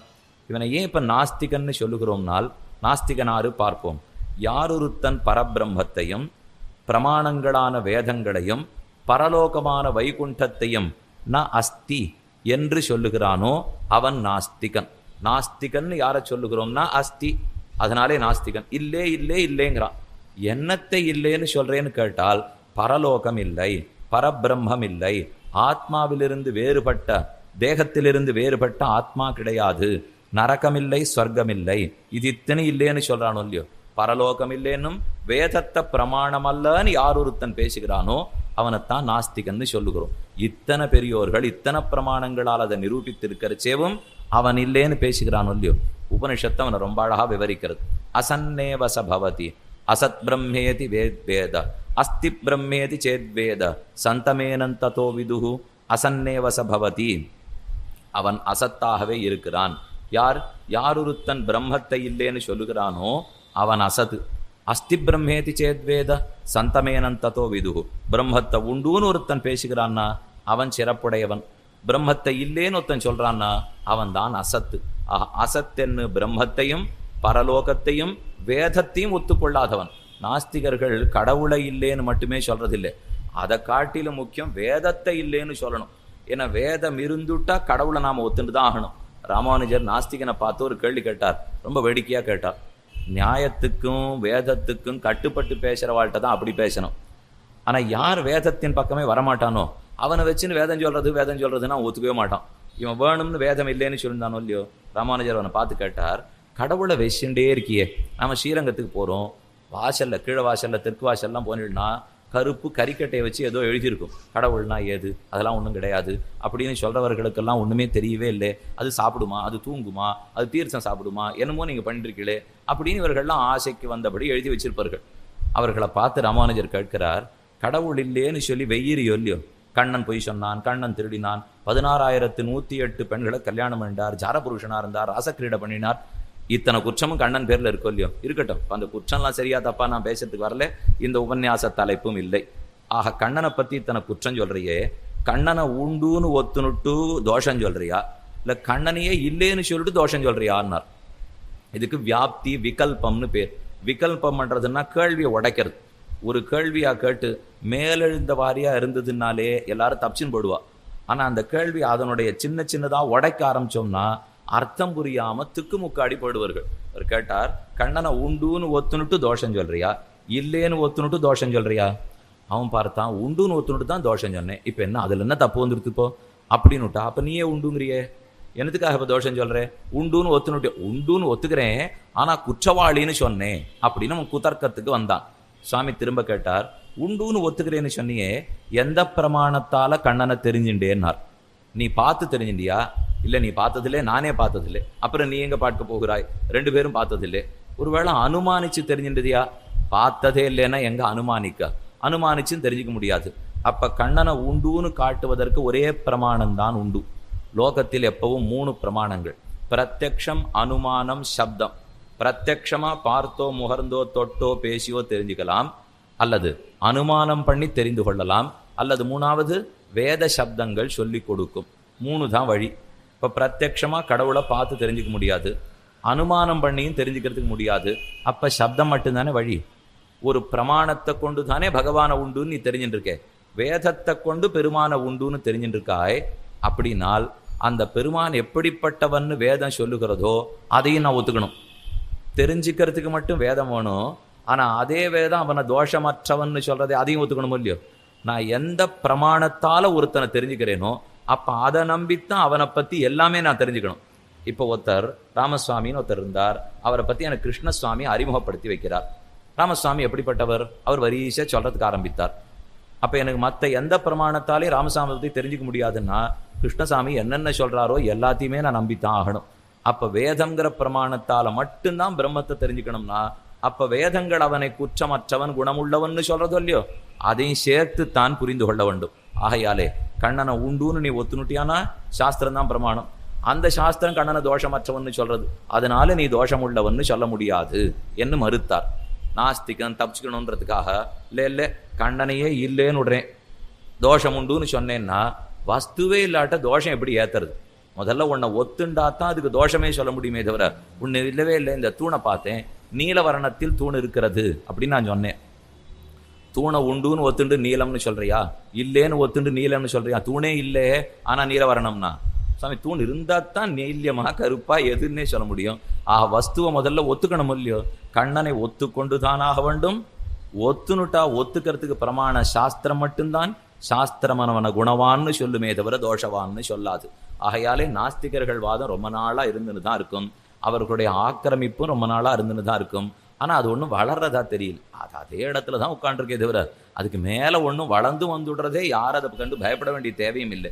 எத்தனையோ பேர் இருக்கிறார்கள் உலகத்துல, சில பேர் வாழ்வார்கள். ஆனா அவர்களும் நன்னாக இருக்க வேண்டும்னு நினைப்பவன் தான் நாஸ்திகன்.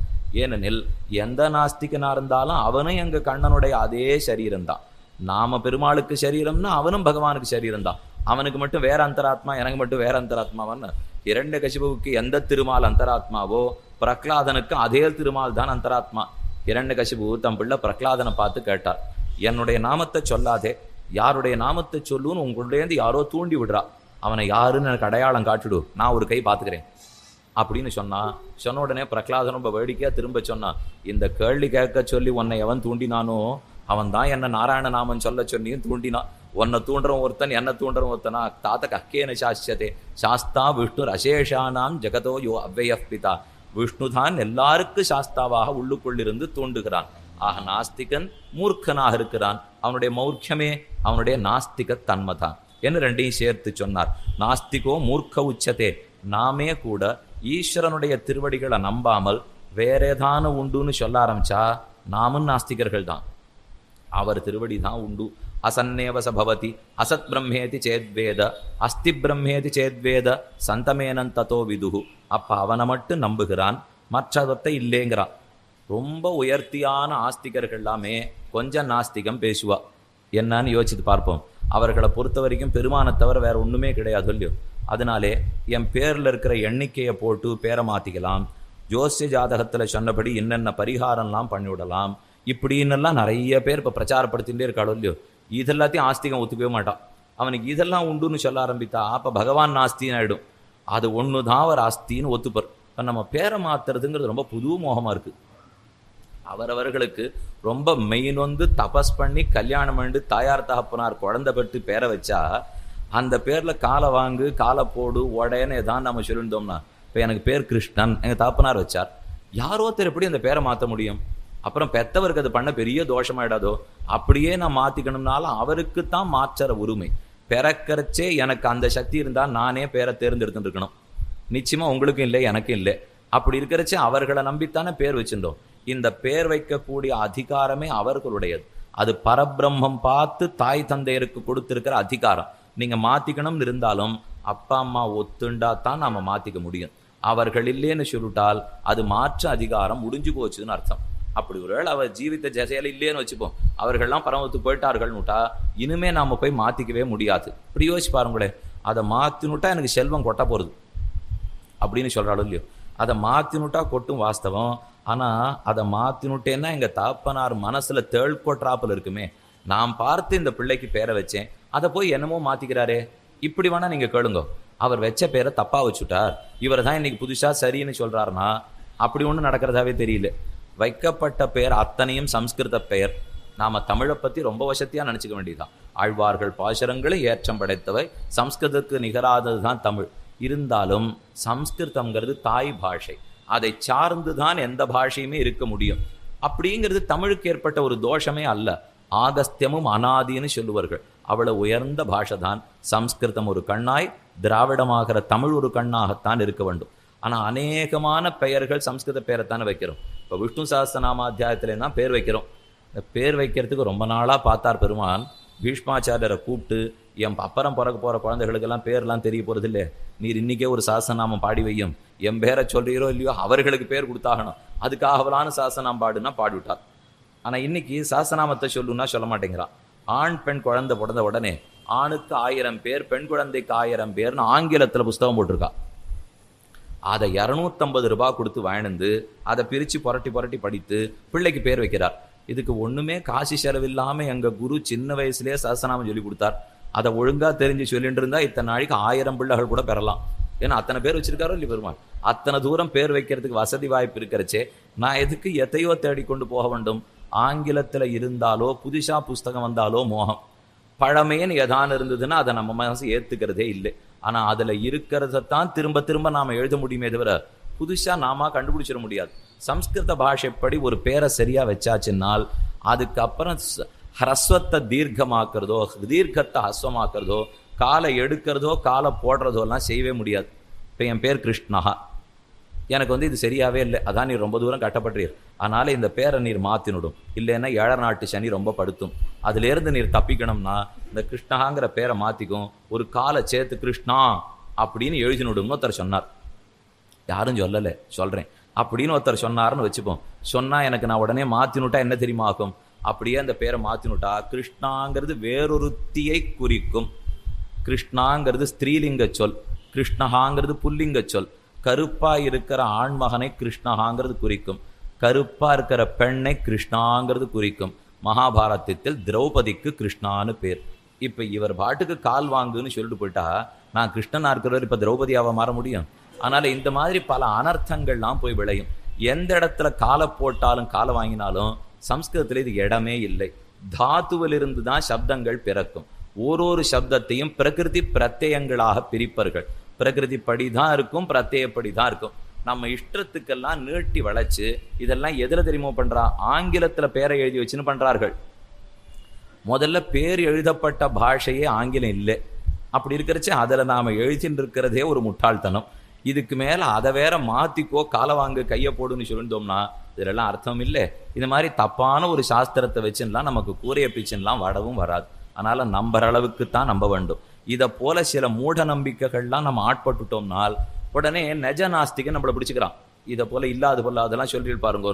நிஜமான ஆஸ்திகனை நாஸ்திகன் கேள்வியே கேட்க முடியாது. ஏன்னா அவனை பொறுத்தவரை ஒருத்தனை மட்டும்தான் நம்புகிறான், அதில் ஆணித்தரமான உறுதியோட இருக்கிறான். அப்ப நாஸ்திகர்கள்லாம் கேட்கவே மாட்டான். நாம் எங்கேயான சிலதெல்லாம் விட்டு கொடுக்க ஆரம்பிக்கிறோம். நாம் இருக்கிற நிலையிலேருந்து பிறழ்ந்து நடக்க ஆரம்பிச்சா 4 பேர் 4 கேள்வி கேட்கத்தான் கேட்பார்கள்.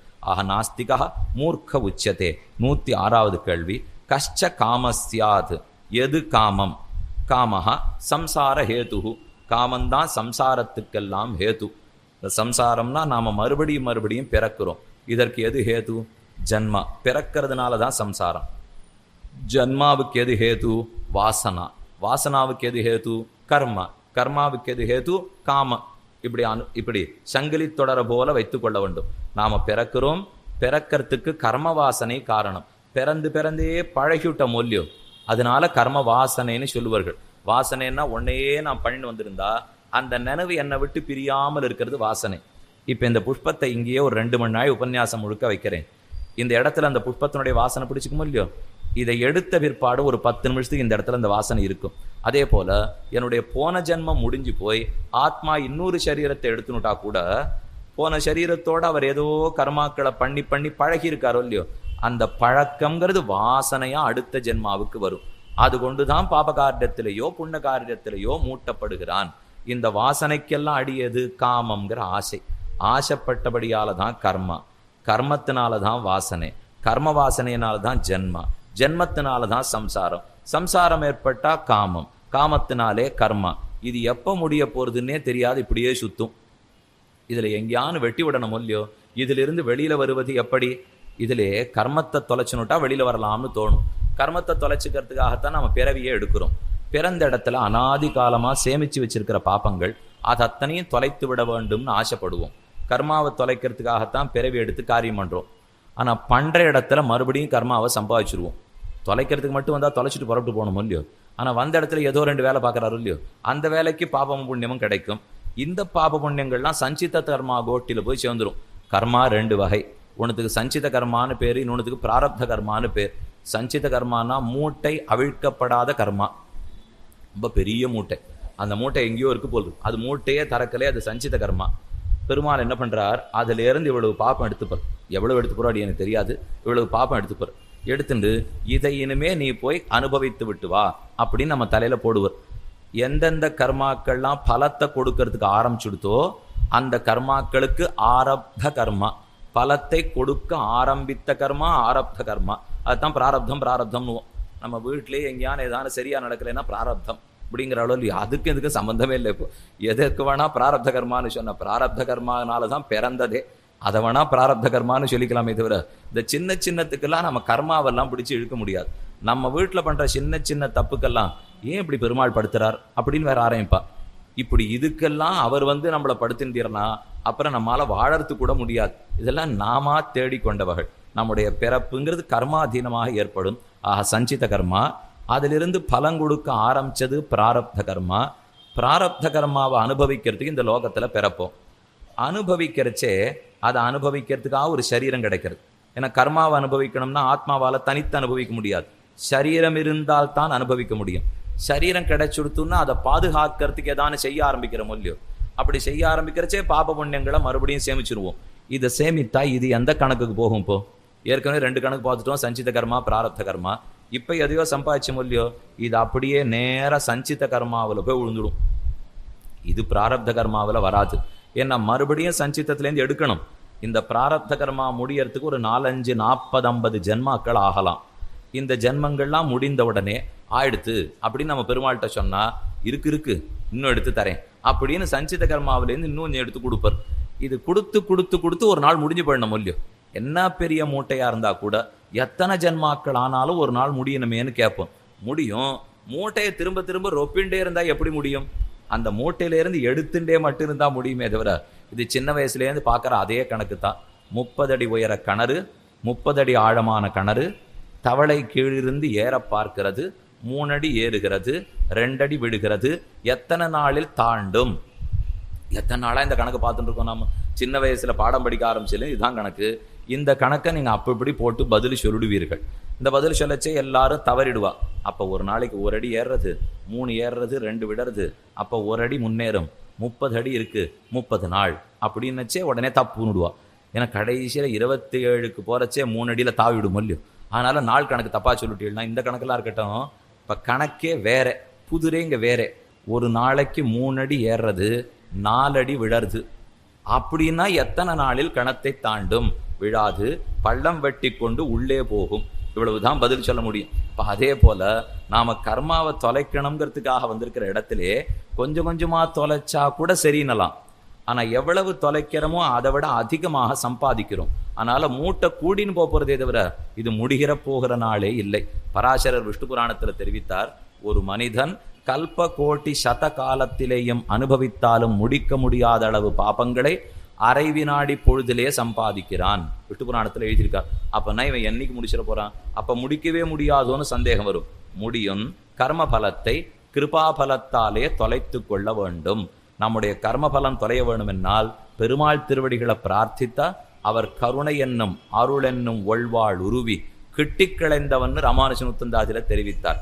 என்னுடைய அத்தனை பாபங்களையும் தன்னுடைய அனுகிரகம் கருணைங்கிற வாழ உருவுகிறான், மொத்தத்தையும் வெட்டி விடுகிறான். இதைத்தான் கண்ணனே சாதித்தார். சர்வ பாபேபியோ மோக்ஷயிஷ்யாமி மாசுச்சா, உன்னை எல்லா பாபங்களில் நின்னும் விடுவிக்கிறேன். ஆக பாபங்கள் அத்தனையும் சுத்தி சுத்தி வந்து கொண்டுதான் இருக்கும். பிறவி அத்தனை வாசனையானதான் ஏற்படும். இது இத்தனைக்கு அடிப்படை ஆதாரம் காமம். காமம்ங்கிற ஆசையை தொலைத்தால் தான் பிறவியை தொலைக்க முடியும். 106வது கேள்வி காமத்தை பத்தினது. 107வது கேள்வி கோ மத்சர இதி ஸ்மிருதா, எது மாத்சரியம்? மத்சரம்னு சொல்லுகிறோமே, எது மத்சரம்னு கேட்டுக்கொண்டு சொல்றார். ஹிருத்தாபக மத்சர ஸ்மிருதா. ஹிருத்தாபம் மனக்கொதிப்பு, மனக்கொதிப்பு தான் மாத்சரியம். காம குரோத லோப மோக மத மாத்சரியம்னு சொல்ற இல்லையோ, அதுல கடைசியில சொல்லப்பட்ட மாத்சரியம் மனக்கொதிப்பு. யார் நன்னா இருந்தாலும் பிடிக்காது. இதுக்குதான் மனக்கொதிப்புன்னு பேர். ஊர்ல யாரானு வாழ்ந்துட்டாள்னா கண்டு பொறுக்கிறதே இல்லை.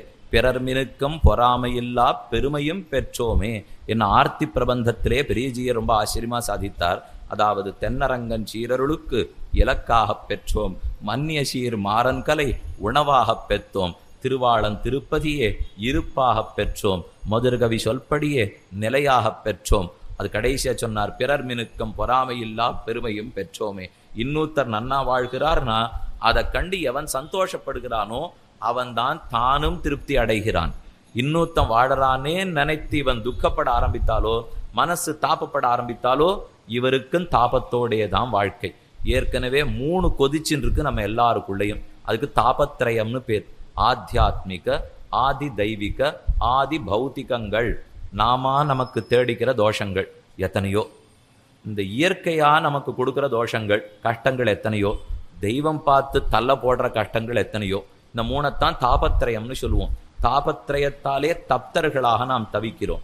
இது போவதற்குத்தான் வழி தேடி கொண்டிருக்கிறோம். இதுக்கு கூட இப்ப 4வது ஒரு கொதிப்பு. இந்த 3 கொதிப்பு போராதுன்னுட்டு புறத்தியார் ஆரேன்னு வாழ்ந்தால், ஆறானு படித்தவனா இருந்தா, ஆறானு பணக்காரனா இருந்தா, அதை கண்டு கொதிக்கிறதுக்கு ஆரம்பிக்கிறோமோ இல்லையோ. பொறாமை இருப்பது கூடாது. அனசூயான்னு ஒத்திக்கு பேர். அசூயானா பொறாமை, அனசூயா பொறாமையே அற்றவள். பொறாமை அற்றவள் அல்ல, அவளுக்கு இருக்கிற பெருமையை பார்த்தா புறத்தியார் பொறாமையை பட முடியாதான். அத்தனை உயர்ந்தவள் அனசூயா. ஆக பொறாமை அற்றவனாய் பிறத்தியார் வாழ்வதைக் கண்டும் திருப்தி படைத்தவனாய் இருக்க வேண்டும். அதைத்தான் ஹிருத்தாபா மத்சர இதி ஸ்மிருதாக. ஹிருத்தாபம் மனசில் இருக்கிற கொதிப்பு அடங்க வேணும் என்னால் ஒன்று செய்யணும். அப்பதான் கொதிப்படங்கும். ராகத்வேஷங்களை குறைக்க தொடங்கிட்டோம்னா மாத்சரியம் குறைஞ்சு போடும். ராகம்ங்கிறது ஆசை, துவேஷம்ங்கிறது விருப்பு வெறுப்பு. துவேஷம்னா வெறுப்பு, ராகம்ங்கிறது விருப்பு. ஒருத்தரை பத்தி விருப்பு வெறுப்புகள் வச்சுட்டு இருக்க முடியும். அதை மெதுவா குறைக்கிறதுக்கு ஆரம்பிச்சுட்டாலே மனசுல இருக்கிற தாபம் குறைஞ்சு போடும். மனஸ்தாபம்னு எதை சொல்லணும்? ஒருத்தருக்கு ஒருத்தர் பிடிக்கல, இதுதானே மனஸ்தாபம். ஏன் பிடிக்காத படுத்து? அவருடைய நடத்தையை கண்டு இவர் மனசு கொதிக்கிறது, இவர் நடத்தையை கண்டு அவர் மனசு கொதிக்கிறது. இதுக்குதான் மனஸ்தாபம்னு பேர். இந்த கொதிப்பு அடங்க வேண்டும் என்றால் ஒருத்தருக்கொத்தர் முடிந்தவரை விலகி இருக்கலாம். மனசை பிரம்மத்தை பத்தி தியானிப்பதற்கு திரும்பலாம். அப்படி இல்லாமல் நமக்கு வெறுப்பு இருக்கிற விஷயத்தை பத்தியே திரும்ப திரும்ப நினைக்கிறோன்னு வச்சுக்கோங்க.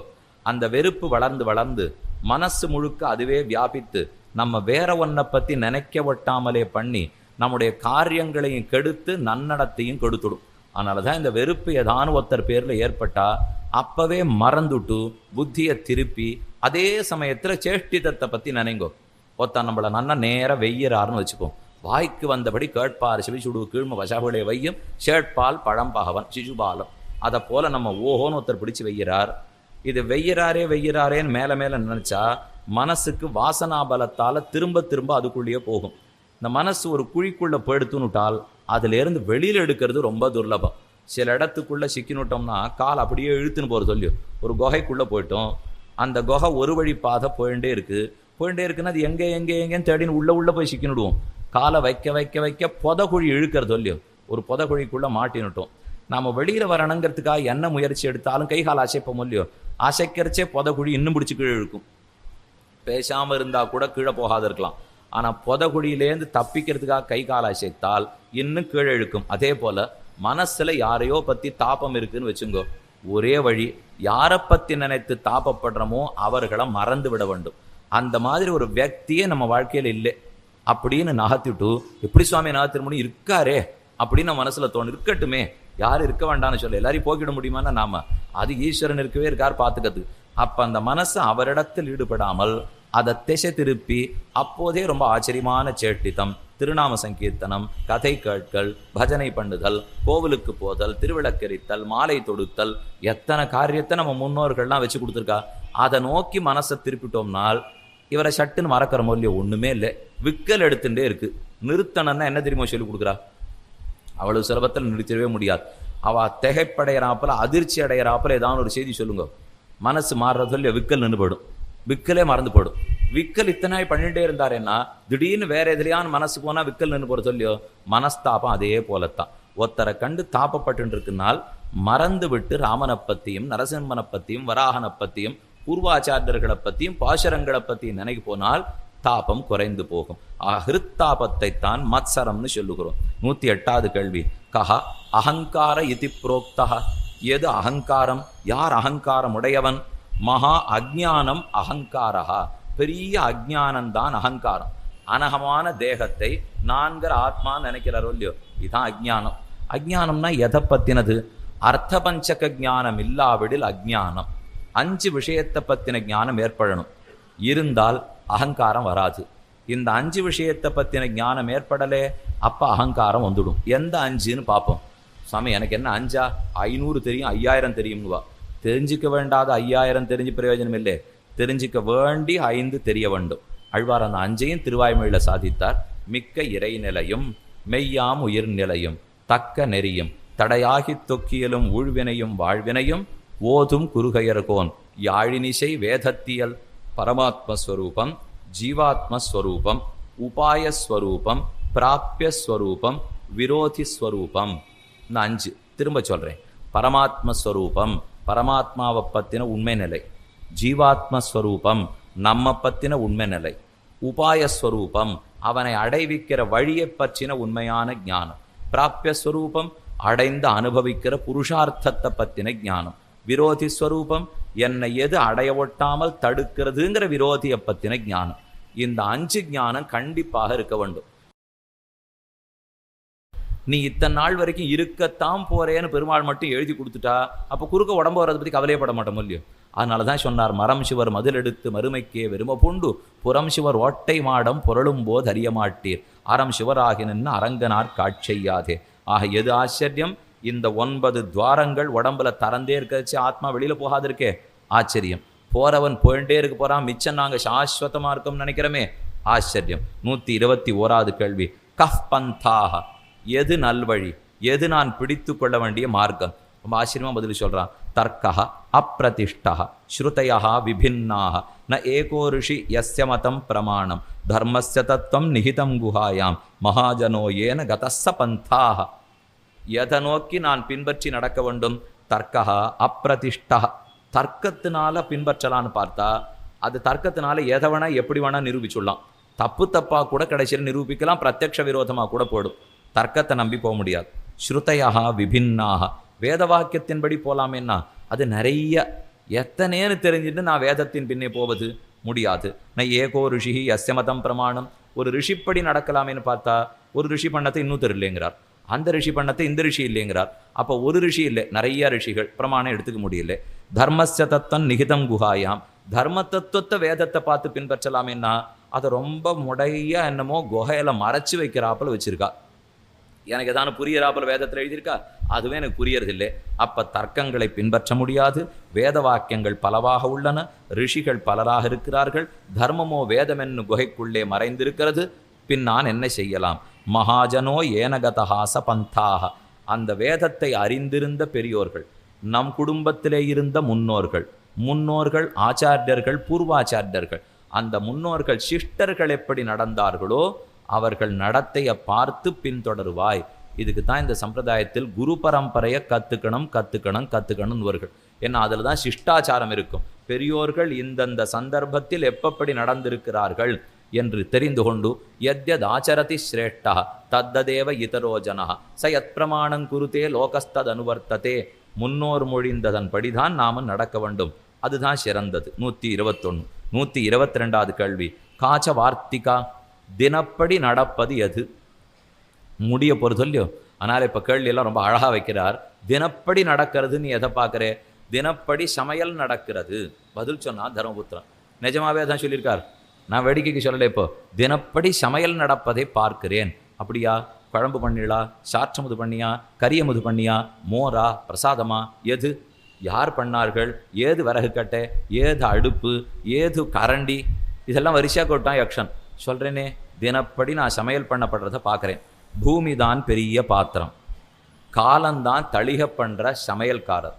அதில் இந்த பூமியில் இட்டு சமைக்கணும் இல்லையோ, அதுக்காக ஸ்தாவர ஜங்கமங்களான மொத்த வஸ்துக்களையும் காய்கறிகளாகவும் அரிசியாகவும் போட்டுட்டார்கள். அதற்கு விறகு வேணுமே, ராத்திரி பகல்கிற 2 விறகுகளை இட்டார்கள். அதற்கு அக்னி வேணுமே, சூரியனை கொண்டு வந்து அக்னியாக வைத்தார்கள். கிளறத்துக்கு கரண்டி வேணுமே, மாசத்தையும் ரித்துக்களையும் கரண்டியாக வைத்தார்கள். இப்படி ஒரு சமையல் நடப்பதை நித்தையும் பார்க்கிறேன் என்று தர்மபுத்திரன் பதில் சொல்றான். ஆஹா, அஸ்மின்னு மகா மோகமயே கட்டாகே, கட்டாகே மோகமயமான இந்த உலகந்தான் பாத்திரம், ஆகாயந்தான் மூடி, சூர்யாக்னினா சூரியம் என்னும் அக்னியாலே, ராத்திரி திவேந்தனேன, ராத்திரி திவா ராத்திரி பகல், இந்தனேன விறகு கட்டையாலே, சூரியன் என்னும் அக்னியாலே, மாசர்த்து தர்வி மாசம் ருத்துங்கிற தர்வி கரண்டியாலே கிளறி, பரிகட்டனேன பூதானி அதில் நடுவில் போட்ட வஸ்துக்களாக ஸ்தாவர ஜங்கமம் நடப்பன, ஊர்வன, கழிப்பன, நாம், நீங்கள், இது இத்தனையும் காலம் என்னும் பாச்சகனாலே, காலஹா பச்சதீவ வார்த்தா, இப்படி அவன் சமைக்கிறான்கிறதான் நித்தியப்படி நான் பார்க்கிறேன். ஆக இது ஒரு பெரிய சமையல் கூடம். சமையல் கூடத்தில் நாம் அத்தனை பேரும் சமைக்கப்படுகிறோம். சூரிய பகவான் தான் எரிக்கிறார், கால தேவதை தான் சமையல்காரனாக இருந்து சமைக்கிறார். இதை தினப்படி பார்க்கிறேன் என்று 122வது கேள்வி பதில். 123வது கேள்வி, புருஷந்து இதானியும் ஆக்யாகி. யாரொருத்தன் புருஷன்னு இப்போதும் கொண்டாடப்படுகிறார் அவரை சொல். புருஷன்னு கொண்டாடப்படுறாருன்னா இங்கே ஆண்னு கொண்டாடப்படுறாருன்னு அர்த்தம் அல்ல. எந்த ஆத்மா புருஷன்னு கொண்டாடப்படுகிறான். இங்கே புருனா புருஷன்னு இங்கே சொல்கிறது காரணம் புரீஷேதேதி புருஷா, இந்த புறத்தில் படுத்துன்னு இருக்காரோ இல்லையா ஆத்மா, ஹிருதய புறத்திலே. அதனால இவருக்கு ஆத்மா எப்போது புருஷன்னு கொண்டாடப்படுகிறார். இவர் திவம் ஸ்பிருஷதி பூமிம் ச சப்த புண்ணியன கர்மணா யாவத்து ச சப்தா பவதி தாவத்து புருஷ உச்சியதே. இவன் பண்ணுகிற புண்ணியமான செயல்களாலே அந்த புண்ணிய செயல்களுடைய ஒலி, புண்ணிய செயல்களுடைய கீர்த்தி கீழ் உலகம் மேல் உலகம் ரெண்டுத்திலையும் பரவுகிற சொல்லியோ. அந்த கீர்த்தி வார்த்தை எது நாள் வரைக்கும் இருக்குமோ அது நாள் வரைக்கும் இந்த ஆத்மா கொண்டாடப்படுகிறான். ஆக நாம் செய்த நல்ல செயல்கள் உலகத்தில் நீடிக்கணும். நல்ல செயல் செஞ்சிருந்தான்னா நீடிக்கும். ஒருத்தர் பிராணம் படுத்து போன பிற்பாடு இவர் இருந்து எவ்வளவு உதவியாக இருந்தார், பூதங்களுக்கு எவ்வளவு ஹிதமாக இருந்தார், அவர் போயிட்டாரேன்னு 4 பேர் வருந்த வேண்டும். அப்போதான் அவன் இருந்ததற்கே பிரயோஜனம். இந்த மட்டுமானும் போனானே அப்படின்னு சொல்கிறாப்பர் இருப்பது கூடாது. ஆக இவனுடைய யசஸ் புகழ் திக்கெட்டும் பரவி இருக்க வேண்டும். அவன்தான் புருஷன்னு கொண்டாடப்படுகிறான். இனி கடைசி கேள்வி பதில். யஸ்ச சர்வதனி நரஹ. யாரொருத்தன் எல்லா தனத்தையும் படைத்தவன். சர்வதனி யாரொருத்தன் எல்லா தனமும் படைத்தவன். துல்லியே பிரியாப்பிரியே யஸ்ய சுகதுக்கே ததைவச்ச அதீத அநாகதேச்ச உபே சவை சர்வதனி நரஹ பூத பவ்ய பவிஷ்யேஷு நிஸ்பிருகா சாந்தமானசா சுப்பிரசன்னா சதா யோகி சவை சர்வதனி நரஹா. எல்லா தனத்தையும் படைத்தவனார். துல்லிய பிரியாப்பிரியே யாரொருத்தன் பிரியத்தையும் அப்பிரியத்தையும் துல்லியமாக நினைக்கிறானோ, சுகத்தையும் துக்கத்தையும் துல்லியமாக நினைக்கிறானோ, அதீதான் கழிந்தன அநாகதான் இனி வரப்போவன ச உபே சவை சர்வதனி நரஹா. இந்த 2 பத்தியும் யார் கவலைப்படாமல் இருக்கிறானோ அவன் தனம் படைத்தவன். பூதபவ்ய பவிஷ்யேஷு ஏற்கனவே நடந்தது, இனிமே நடக்க போறது, இப்போது நடப்பது, இது 3 விஷயம். நிஸ்பிருகா யாரொருத்தன் ஆசையற்றவனாக இருக்கிறானோ, பூதபவ்ய பவிஷ்யேஷு நிஸ்பிருகா சாந்த மானசா சாந்தியடைந்த மனசோடே கூட இருக்கிறானோ, சுப்பிரசன்னா தெளிவான மனதோடே, சதா யோகி பிரம்ம தியானத்தோடையே இருக்கிறானோ, சவை அவன்தான் சர்வதனி நரஹ எல்லா தனத்தையும் படைத்தவன். ஆக பிரம்ம தியானம் பண்ணுபவன் சுகமாக இருக்கிறான், தெளிவான சிந்தையோடு இருக்கிறான், சாந்தி அடைந்த மனசோடு இருக்கிறான், கழிந்தன இனி வரப்போவனை பற்றி கவலைப்படாமலே இருக்கிறான், தர்ம மார்க்கத்தில் சிந்தனத்தோடே அனுஷ்டிக்கிறான். இவன் தான் எல்லா தர்மங்களையும் தனந்தகளையும் படைத்தவனாகிறான். யஸ்ய சர்வதனி நரஹ யார் எல்லா தனத்தையும் படைத்தவன். துல்லியே பிரியா பிரியே யஸ்ய சுகதுக்கே ததைவச்ச அதீத அநாகதேச்ச உபே சவை சர்வதனி நரஹ பூதபவ்ய பவிஷ்யேஷு நிஸ்பிருகா சாந்த மானசா சுப்பிரசன்னா சதா யோகி சவை சர்வதனி நரஹ. அவன்தான் எல்லா தனத்தையும் படைத்தவன் என்று சொன்னான். இதை சொன்னதற்கு பிற்பாடு 124 கேள்விக்கு 124 பதில் கிடைச்சுடுத்து. கிடைத்த பிற்பாடு இப்போ யக்ஷன் பார்த்து கேட்கிறார், உன்னுடைய பதில்களாலே நாம் ஆனந்தப்பட்டோம், உமக்கு வேண்டிய வரங்களை கேட்பாய். அதுக்கு முன்னாடி யக்ஷனே சொல்லுகிறார், உனக்கு வேண்டிய வரங்களை கேட்பாய்னு உடனே தர்மபுத்திரன் கேட்டான். நான் வேண்டியதெல்லாம் கேட்குறேன், இப்போது ஒரு கேள்வி வேணும், நீ யார்? 124 கேள்விகளையும் கேட்டாய், பதிலும் சொல்லிவிட்டேன். இனி இதற்கு மேற்கொண்டு எனக்கு உன்னை பற்றி தெரிஞ்சுக்கணும்னு ஆசை. நீ யக்ஷன் அல்ல, நீ யார்? உண்மையை சொல்லுன்னு தர்மபுத்திரன் கேட்டான். நல்ல தர்மசாஸ்திரம் தெரிந்தவனுக்கு முன்னே நாம் மாற்றி பேசுவதே முடியாது. அவன் எப்படியானு கண்டுபிடிச்சுடுறான். நான் என்னை மறைச்சிக்கணும்னு நினச்சா கூட அவனுக்கு அது தெரிஞ்சு போடுறது இல்லையோ, என்னுடைய இயற்கை ஸ்வரூபம் வந்துடும். அப்போ தான் யமதர்மராஜன் தன்னுடைய உருவத்தை எடுத்துக்கொண்டாய், பிள்ளாய் உன்னுடைய தகப்பனார் வந்திருக்கிறேன், உன்னை பரீட்சை பண்ணி பார்ப்பதற்காக நான் தான் மானை அனுப்பிவித்து அரணக்கட்டி எடுத்து ஓடிவரச் செய்தேன். இதோ உன்னை கொண்டு உன்னுடைய தம்பிமார்களையும் எழுப்பப் போகிறேன். அடுத்து லோகத்துக்கே உஜ்ஜீவனார்த்தமாக பெரிய சாஸ்திரத்தையே கொடுத்து விட்டேன் என்று யமதர்மராஜன் ஆனந்தத்தோடே சொன்னார். சொன்னவுடனே கேட்டார், உன் தம்பிமார்களுக்குள்ள ஒருத்தனை நீ எழுப்பிக் கொள்ளலாம், யார் வேணுமோ எழுப்பிக்கோ. தர்மபுத்தர் யோசித்தான், நகுலனை எழுப்பிக் கொள்ளுகிறேன், உயர்ந்தவனாய் தீரனாய் சாகச செயல் புரிபவனான நகுலனை எழுப்பிக் கொள்ளுகிறேன் நான். தர்மராஜா ஆச்சரியப்பட்டு கேட்டார், என்ன அர்ஜுனனையும் பீமசேனையும் விட்டுட்டே, நாளைக்கு சண்டையில் ஜெயிக்கணும்னா அவர்கள்னா உனக்கு தேவை, நகுலன் என்ன பண்ண போகிறான்னு கேட்டார்.